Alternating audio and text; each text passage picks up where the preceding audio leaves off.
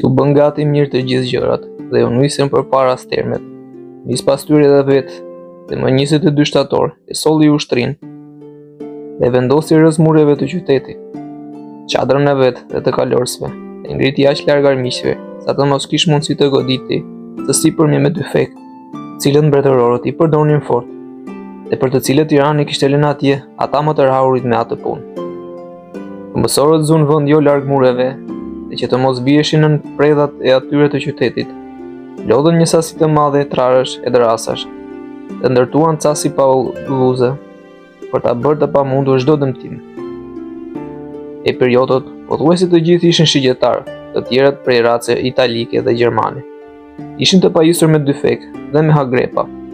Nuk mungoni megjithatë më të zotë në shpatë, se sa në hark edhe ilirikët, të cilët të reqën nga dëshira për plaçk dhe nga buja e atij rekrutimi, erdhën me shumicë dhe u bashkuan si vullnetar pa ndonjë shpërblim me rrogë.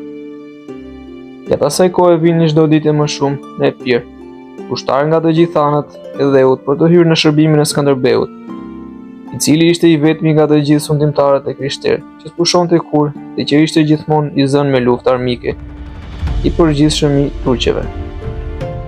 Prandaj, shumë prej tyre, të mbërësuar nga plaçka e përditshme dhe të magjepsur nga bukuria e vendit, qëndruan në ngritën atje banesa për gaherë. Të tjerët, edhe më të shumë të kthyen në shtëpitë e veta, por të pastruar. Ka plaçka pa e sap që kishin zënë dhe plot me të mira. Në ato ushtri bënin pjesë gjithashtu edhe mos e 50 galë. Të tyre sipas zotimit të veçantë që kishin marrë për këtë punë, të shënuar, u qenë dhënë për t'i drejtuar disa makina më të vogla, dhe të cilat u bëjej me të vërtet më fort të mbrojtësve se sa vetë forcomat. Tjetër lloj makinesh më të mëdha për afshimin e mureve nuk kishte, sepse rrethimi i qytetit dukej më i volitshëm me anë të shkallave. Pas këtyre të rregulluara me këtë mënyrë, mbeti edhe një gjë kryesore, mbi gjithë të tjerat, që kishte të bënte me qetësinë e gjithë ushtarëve dhe me vazhdimin më me siguri të rrethimit, domethënë, të mbylleshin të gjitha shtigjet për armikun, me qëllim që të rrethuarit të mos mund të kishin ndonjë shpresë për ndihmë dhe të mbusheshin me të armatosur gjithë vendet, nga ku dyshoje sidomos se do të kalonin kundërshtarët për të turbulluar e prishur rrethimin.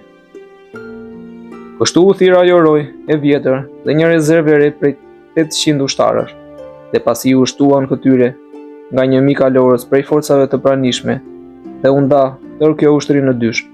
U dërguan pastaj njëra pjesë me gjerë stresin e tjetra me tanushin në vende të ndryshme për të ruajtur të tjerët dhe për të mbyllur atyre të qytetit rrugën e ndihmës. Të gjitha këto u bën me kujdes e u mor fund brenda një kohe të shkurtër.